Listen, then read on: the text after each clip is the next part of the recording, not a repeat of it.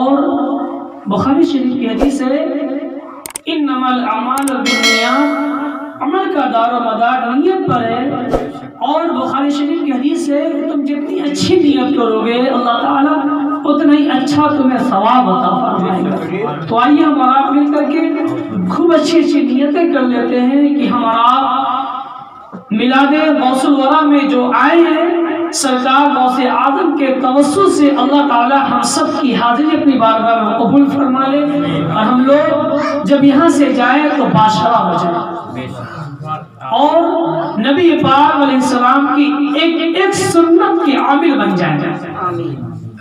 نبی آخر الزمان صلی اللہ تعالی علیہ وسلم کے اخلاق سے کریمہ، اخلاق کریمہ پر ہمارا عمل ہو جائے، زندگی میں ہمارا جیے تو حضور کی محبت میں جیے، مرے تو حضور کی محبت میں مرے۔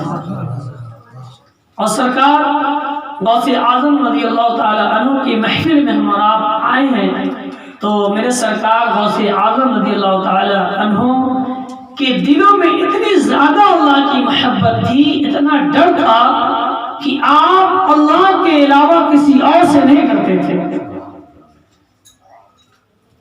یہی وجہ ہے کہ اللہ تبارک و تعالیٰ نے صراحتاً قرآن حکیم میں یہ اعلان فرما دیا کہ جب میرا بندہ، فرمایا اللہ نے کہ آگاہ ہو جاؤ، خبردار، بے شک میرے ولیوں کو نہ کوئی خوف ہوتا ہے نہ وہ غمگین ہوتے ہیں، یعنی نہ وہ دنیا سے کہ دنیا کی کسی بھی چیز سے وہ نہیں ڈرتے، اگر ڈرتے ہیں تو صرف مجھ سے ڈرتے ہیں۔ اللہ تبارک و تعالیٰ کا خوف اتنا زیادہ اللہ تعالیٰ کا آپ کو عطا ہو گیا کہ آپ فرماتے ہیں کہ میں جب جو چاہا اللہ کے فضل سے ہم نے وہ کام کر دیا۔ میرے سرکار غوث اعظم فرماتے ہیں کہ اگر ہم کسی سمندر میں اپنے اسرار و رموز کو رکھ دوں، داخل کر دوں، رکھ دوں، تو سمندر کا پانی بھی خشک ہو جائے گا۔ یہ شان تھی میرے سرکار غوث اعظم کی۔ میرے سرکار غوث اعظم رضی اللہ تعالی عنہ نے فرمایا کہ اگر میں اپنے اسرار کو، اپنے اسرار و رموز کو میں اگر کسی آگ پر رکھ دوں تو وہ آگ بھی ٹھنڈی ہو جائے گی۔ سبحان اللہ۔ فرمایا نظرت الی بلاد اللہ جمعا علی حکم اتصالی، نظرت الی بلاد اللہ جمعا کخردلۃ علی حکم اتصالی۔ فرمایا کہ میں اللہ کے آسمان کو اس طرح دیکھتا ہوں جیسے ہاتھ کی ہتھیلی پر رائی کے دانے کے دیکھتا ہوں۔ سبحان اللہ۔ یہ کون فرما رہا ہے؟ میرے سرکار غوث اعظم رضی اللہ تعالی عنہ یہ تکبر کی بنا پر نہیں فرما رہے تھے، بلکہ آپ اللہ تبارک و تعالیٰ کی نعمتوں کا چرچا کر رہے تھے۔ اللہ نے فرمایا وَأَمَّا بِنِعْمَتِ رَبِّكَ فَحَدِّثْ، تم میری نعمتوں کا چرچا کرو۔ تو جو اللہ نے آپ کو انعامات و اکرام سے نوازا تھا، آپ نے اللہ کے تمام انعامات و اکرام کو لوگوں کے سامنے بیان کرتے تھے، صرف اس لیے کہ اللہ کی نعمت کا چرچا ہو جائے۔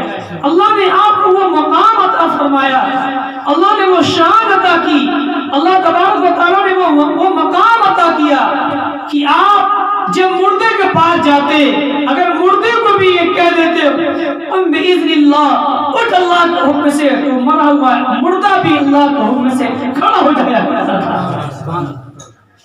جب آپ کے سامنے آپ کو یہ واقعہ سنا ہوگا آپ نے ایک برابر کہ ایک شخص آتا ہے کہتا ہے میں ایمان لاؤں گا اس بنا پر کہ ایک فلاں بندہ ہے فلاں شہر کا رہنے والا، اس کا یہ پیشہ تھا، یہ کام کرتا تھا، اس حالت میں یہ مرا تھا۔ اگر آپ ان کو انہی حالت میں، انہی صورت میں، ان تمام پیشہ کے ساتھ اگر زندہ کر دیں گے تو میں ایمان لے آؤں گا۔ میں توبہ کر لوں گا.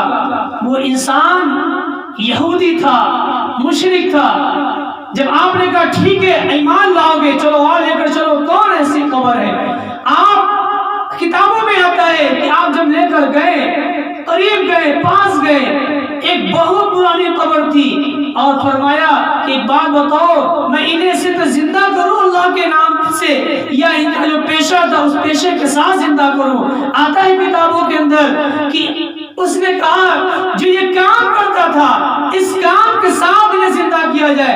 وہ قوال تھا، قوالی کرنے والا، قوالی پڑھنے والا تھا، ڈھول تاشے بجاتا تھا. فرمایا ٹھیک ہے چلو، ایک بہت پرانے قبر کے پاس لے کر گیا. فرمایا کہ ٹھیک ہے یہی ہے. اس نے کہا کہ جی ہاں حضور، آپ انہیں زندہ کرے پیشہ کے ساتھ. اگر یہ پیشہ تھا جو پیشہ کرتا تھا، جو یہ کام کرتا تھا، ڈھول تاشے بجاتا تھا، قوالی پڑھتا تھا، اب اس کے ساتھ زندہ کرے. کتابوں میں آیا کہ آپ قریب گئے، ایک ٹھوکر لگائی، کہا اٹھ اللہ کے نام سے، جو کام کرتا تھا اس کام کے ساتھ. یاد رکھنا اس بات کو، اتنا کہنا تھا کہ وہ مردہ قبر سے نکلتا ہے، وہ کام کرتے ہوئے نکلتا ہے. یہ میں یوں ہی نہیں کہہ رہا ہوں، آپ اگر حوالہ چاہیے کتابوں میں یہ بات مذکور ہے.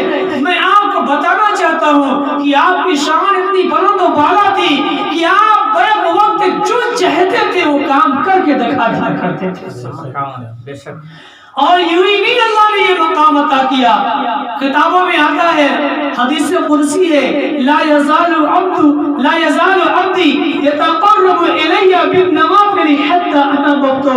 جب بندہ اپنے آپ کو نوافل کے ذریعے سے جب فنا کر دیتا ہے، اللہ نے فرمایا احببته حتی احببته، یہاں تک کہ میں اپنے بندے کو اپنا محبوب بندہ بنا دیتا ہوں. بخاری شریف کی حدیث ہے، حدیث قدسی ہے. اللہ تبارک و تعالیٰ کے پیارے محبوب فرماتے ہیں صلی اللہ تعالی علیہ وسلم کہ جب بندہ اپنے آپ کو نوافل کے ذریعے سے جب فنا کر دیتا ہے، اللہ تبارک و تعالیٰ اپنے بندے کو اپنا محبوب بندہ بنا لیتا ہے، اپنا چہیتا بندہ بنا لیتا ہے، اپنا قرب عطا کر دیتا ہے، اپنے قریب کر لیتا ہے، اپنا دوست بنا لیتا ہے، اپنا ساتھی بنا لیتا ہے، اپنا خاص بندہ بنا لیتا ہے، اپنا ولی بنا لیتا ہے. سبحان اللہ، سبحان اللہ. نوافل کے ذریعہ. اور اللہ تبارک و تعالیٰ کے پیارے حبیب نے فرمایا جب بندے کو اللہ اپنا بندہ بناتا ہے، فرمایا فَكُنْتُ سَمْعَهُ الَّذِي يَسْمَعُ بِهِ وَبَصَرَهُ الَّذِي يُبْصِرُ بِهِ وَيَدَهُ الَّتِي يَبْطِشُ بِهَا وَرِجْلَهُ الَّتِي يَمْشِي بِهَا. سبحان اللہ. اللہ نے فرمایا جب بندے کو میں اپنا بندہ بناتا ہوں تو میں اپنی طاقت، فرمایا کہ یہاں تک کہ میں اس کی سماعت بن جاتا ہوں جس سے وہ سنتا ہے. سبحان اللہ. میں اس کی آنکھ بن جاتا ہوں جس سے وہ دیکھتا ہے. میں اس کا ہاتھ بن جاتا ہوں جس سے وہ پکڑتا ہے. میں اس کا پیر بن جاتا ہوں جس سے وہ چلتا ہے. اللہ تبارک و تعالیٰ کو ہاتھ پیر کان منہ نہیں ہے، اللہ غیب سے پاک ہے. یہ عقیدہ مت بنا لینا کہ اللہ کو ہاتھ ہے، معاذ اللہ. اللہ تعالیٰ ہر عیب سے پاک ہے. یہاں اس حدیث سے مصطفیٰ صلی اللہ تعالیٰ علیہ وسلم سے یہ ہمیں اشارہ ملا کہ اللہ تبارک و تعالیٰ فرمایا، اللہ جل جلالہ نے فرمایا کہ جب میرا بندہ میرا ہو جاتا ہے، جب میرے قریب آ جاتا ہے، جب میں انہیں اپنا قرب عطا کر دیتا ہوں، جب میں انہیں اپنے قریب کر لیتا ہوں، جب میں انہیں اپنی قربت عطا کر دیتا ہوں، جب میں انہیں اپنا ولی بنا لیتا ہوں، اپنا چہیتا دوست بنا لیتا ہوں، فرمایا کہ میں اپنی طاقت اپنے اس بندے کو عطا کر دیتا ہوں.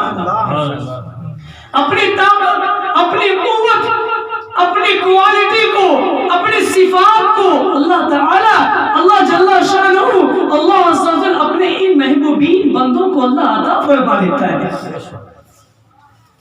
اب یہاں سے یہ بات سامنے آ گئی کہ جب اللہ اپنی طاقت عطا فرما دے اپنے بندے کو تو پھر یہی وجہ ہے کہ جب اللہ نے اپنی طاقت دے دی اپنے محبوبین بندوں کو، یعنی اپنے ولیوں کو، اپنے خاص بندوں کو جب یہ طاقت دے دی تو پھر سرکار غوث اعظم نے فرمایا نا کہ نظرت الی بلاد اللہ جمعا فخردلتی علی حکم اتصالی، میں اللہ کے شہروں کو، اللہ کے آسمان کو، اللہ کی زمین کو، اللہ کی کائنات کو میں اس طرح دیکھتا ہوں جیسے ہاتھ کی ہتھیلی پر رائی کے دانے کو دیکھتا ہوں۔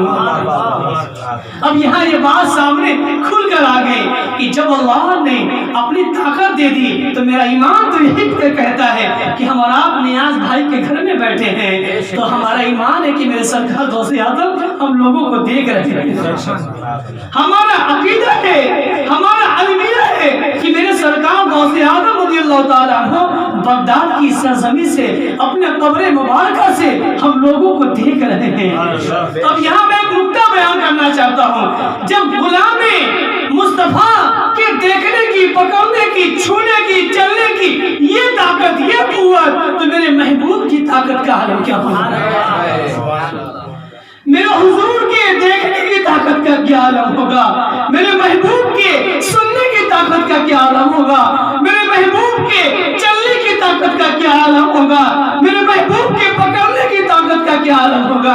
یہی وجہ ہے کہ میرے محبوب صلی اللہ تعالی علیہ وسلم کے صحابہ نے عرض کیا تھا کہ میرے محبوب ہم راستے سے گزر رہے ہیں، اندھیرا ہے، اندھیری گلی ہے، میرے حضور کچھ نگاہ فرما دے کہ میرے ہاتھ میں لکڑی ہے، آپ نگاہ فرما دے۔ ایک لکڑی تھی، ایک ٹہنی تھی، میرے حضور نے فرمایا میرے صحابی تم راستے سے گزرو گے، مدینے کی گلی ہے، اندھیرا ہے، بہت بیابان ہے، جنگل ہے، میرے صحابہ آؤ ٹھیک ہے تمہیں روشنی کی ضرورت ہے، میرے صحابہ قریب آؤ ایک ٹہنی دو۔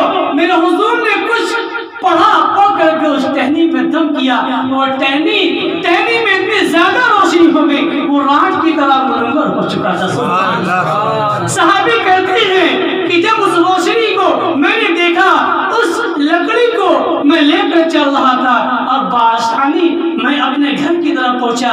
ایک صحابی اور میرے ساتھ تھے، وہ صحابی کہتے ہیں اے اللہ کے محبوب کے صحابی ہم دو لوگ ہیں، آپ کا راستہ ادھر جائے گا، میرا راستہ ادھر جائے گا، ایسا ہے آپ جب راستے سے جانے لگو گے اپنے گھر کے لیے تو میں اکیلا ہو جاؤں گا، میرے لیے دقت ہو جائے گی راستے میں، میرا جی چاہتا ہے کچھ آپ فرما دیں۔ وہ صحابی رسول کا کہنا ہے جس لکڑی کو میرے حضور نے دست مبارک کو ہاتھ لگایا تھا اس لکڑی میں اتنی طاقت ہو چکی تھی کہ وہ روشنی کی طرح منور ہو چکا تھا، اس روشنی کے سہارے گھر کی طرف چلے گئے۔ اب وہ صحابی کہتے ہیں کہ جب میرا راستہ الگ ہو گیا، وہ صحابی کا راستہ الگ ہو گیا، اب وہ صحابی کہتے ہیں آپ کے پاس یہ لکڑی ہے؟ نہیں ہے، یہ ٹہنی اٹھاؤ۔ وہ صحابی ٹہنی اٹھاتے ہیں، اٹھا کر کہتے ہیں ایسا ہے جو ٹہنی آپ کے پاس ہے، جس ٹہنی میں اتنی روشنی ہے، اس ٹہنی کو، اس ڈالی کو، اس لکڑی کو اس میری لکڑی میں آپ ٹچ کر دیں، شاید اس لکڑی میں بھی روشنی آ جائے۔ سبحان اللہ۔ وہ صحابی کہتے ہیں کہ وہ روشنی والی لکڑی وہ لے کر جانے لگے، اور وہ لکڑی لے کر کے میں نے جب ٹچ کیا ہے، مس کیا ہے تو اس لکڑی میں بھی روشنی آ گئی۔ سبحان اللہ۔ وہ صحابی ادھر چلے گئے اپنی لکڑی لے کر کے روشنی کے ساتھ، اور وہ صحابی ادھر اپنے گھر کی طرف چلے گئے۔ دیکھا میرے حضور کی شان؟ بے شک سبحان اللہ۔ میرے پیارے اسلامی بھائیوں، میں یہ روایت ضمن میں عرض کرنے لگا کہ میرے حضور کی شان یہ ہے جب میرے حضور کریم حضور نبی پاک صلی اللہ تعالی علیہ وسلم جس راستے سے گزر جایا کرتے تھے تو اس راستے میں خوشبو ہو جایا کرتی تھی۔ جب صحابہ کو پتہ معلوم کرنا ہوتا تھا تو بس یہ معلوم کرتے کہ میرے حضور اگر ادھر سے گئے ہوں گے تو اس گلے میں خوشبو کی ضرورت ہوگی۔ صحابی کہتے ہیں جب ہم آپ پریشان ہو جایا کرتے تو حضور کو نہیں دیکھ پاتے، ہم خوشبو سے معلوم کر لیا کرتے تھے کہ میرے حضور اسی گلی سے گزرے ہوئے ہیں۔ میرے پیاروں، میرے حضور کی یہ شان ہے کہ میرے سرکار غوث اعظم رضی اللہ تعالی عنہ کی شان یہ ہے کہ میرے حضور کریم نبی آخر الزمان صلی اللہ تعالی علیہ وسلم نے اپنے بیٹے، اپنے نواسے، اپنے غلام کو، سرکار غوث اعظم کو اتنی طاقت عطا فرمائی تھی، اتنی کوالٹی عطا فرمائی تھی، یہ شان تھی میرے سرکار غوث اعظم کی کہ جو چاہتے تھے وہ کر دیا کرتے تھے۔ ایک بار کا واقعہ معلوم ہے، میرے سرکار غوث اعظم راستے سے گزر رہے تھے، جمعہ کا دن تھا، ایک شخص آپ کے ساتھ پیچھے پیچھے جا رہا تھا، وہ جا رہے تھے اور وہ خیال کرنے لگے، ذہن میں یہ خیال آیا کہ کیا بات ہے کہ میرے سرکار غوث اعظم اکیلے اور میں اکیلا چل رہا ہوں۔ یہ تو میں نے دیکھا کہ جب سرکار غوث اعظم گھر سے نکلتے تھے تو آپ کے پیچھے پیچھے ہزار لوگوں کا مجمع ہوتا تھا، کیا بات ہے کہ آج ہم اکیلے چل رہے ہیں، آج اکیلے چل رہے ہم ہیں اور میرے سرکار غوث اعظم رضی اللہ تعالیٰ عنہ ہے۔ اتنا خیال کرنا تھا کہ میرے سرکار غوث اعظم رضی اللہ تعالیٰ عنہ کے ساتھ ایک ہجوم آ گیا، سبحان اللہ، اتنا مجمع ہو گیا کہ وہ بزرگ کہتے ہیں اتنی بھیڑ ہو گئی، اتنا ہجوم ہو گیا، اتنی زیادہ بھیڑ بھاڑ ہو گئی کہ بھیڑ کی وجہ سے ہم ٹھوکر کھاتے کھاتے بہت کنارے چلے گئے۔ میرے سرکار غوث اعظم رضی اللہ تعالیٰ عنہ اپنے منزل تک جاتے ہیں اور سب لوگ اپنے اپنے کام میں اپنے اپنے مصروفیت میں چلے جاتے ہیں۔ تھوڑی دیر کے بعد وہی بزرگ کہتے ہیں کہ حضور کیا بات ہے کہ ایسا تھا، میں نے ابھی دیکھا کچھ، ابھی کچھ دیکھ لیا۔ میرے سرکار غوث اعظم فرماتے ہیں اے فلاں، تو ہی نے تو سوچا تھا دل میں، تو نے ہی تو یہ خیال کیا تھا کہ کیا بات ہے میں اکیلا چل رہا ہوں، تو جب آپ نے یہ خیال کیا تو پھر اس کے بعد اللہ کے فضل سے لوگوں کا مجمع ہو گیا میرے ساتھ۔ تو اس سے ہمیں کیا سبق ملتا ہے کہ میرے سرکار غوث اعظم رضی اللہ تعالیٰ عنہ ہر غلام کے دلوں پر آج بھی حکومت کر رہے ہیں۔ میرا ایمان ہے اگر آپ اللہ کی رضا کے لیے، محبوب کی رضا کے خاطر اپنے سرکار غوث اعظم رضی اللہ تعالی عنہ کو آج بھی مدد کے لیے پکارو گے تو ہمارا ایمان ہے کہ میرے سرکار غوث اعظم آج بھی ہماری مدد کریں گے۔ یہی وجہ ہے کہ سرکار غوث اعظم رضی اللہ تعالی عنہ کو جب جب یاد کیا گیا ہے تو ہماری مدد ہوئی ہے۔ تو ذرا غور کرو یارو، سرکار غوث اعظم کی جب شان یہ ہے تو صحابہ کی شان کیا ہوگی؟ اللہ تبارک و تعالیٰ کی بارگاہ میں دعا کرتا ہوں اللہ تعالیٰ ہم لوگوں کو سرکار غوث اعظم کے نقش قدم پر چلنے کی توفیق عطا فرما دے، آپ کے بتائے ہوئے طریقے پر چلنے کی توفیق عطا فرما دے۔ وآخر دعوانا ان الحمد للہ رب العالمین۔ السلام علیکم ورحمۃ اللہ۔